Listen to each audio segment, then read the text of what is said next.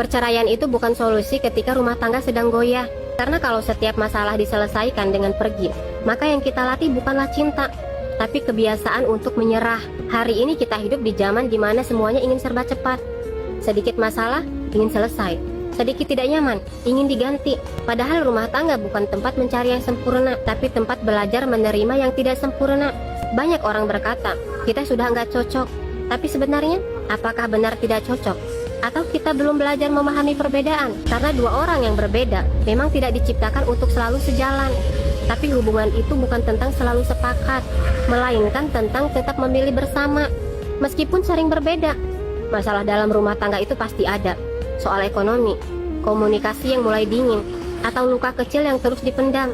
Dan yang paling berbahaya bukan masalahnya, tapi ketika dua orang berhenti peduli, mulai diam, mulai menjauh, mulai merasa ya sudahlah. Disitulah hubungan mulai retak, bukan karena badai besar, tapi karena dibiarkan perlahan. Perceraian memang terlihat seperti jalan keluar, seolah semua akan selesai. Tapi kenyataannya, yang selesai hanya status, bukan luka. Yang hilang hanya kebersamaan, bukan pelajaran.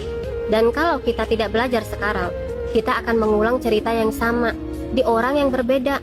Banyak pasangan bukan kekurangan cinta, mereka hanya lupa cara menjaga, lupa berbicara dengan lembut, lupa mendengar tanpa menyela, lupa bahwa pasangan adalah teman, bukan lawan. Ego jadi lebih besar dari empati, amarah lebih cepat daripada pengertian, dan tanpa sadar, yang dulu saling menggenggam, sekarang jadi menjauh.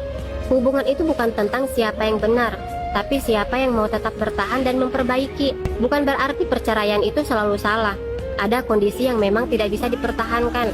Tapi seringkali orang menyerah bukan karena tidak ada harapan, melainkan karena lelah. Dan lelah itu wajar. Tapi keputusan besar tidak seharusnya lahir dari emosi sesaat.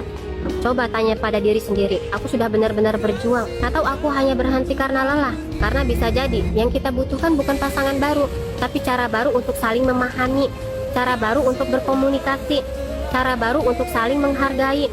Rumah tangga itu bukan tentang bahagia setiap hari, tapi tentang tetap memilih satu sama lain di hari yang paling sulit. Karena cinta yang kuat bukan tanpa masalah, tapi yang tetap bertahan, tetap berjuang, dan tetap memilih kita. Jadi sebelum memutuskan untuk pergi, ingat lagi, dulu kita pernah sama-sama yakin untuk bertahan.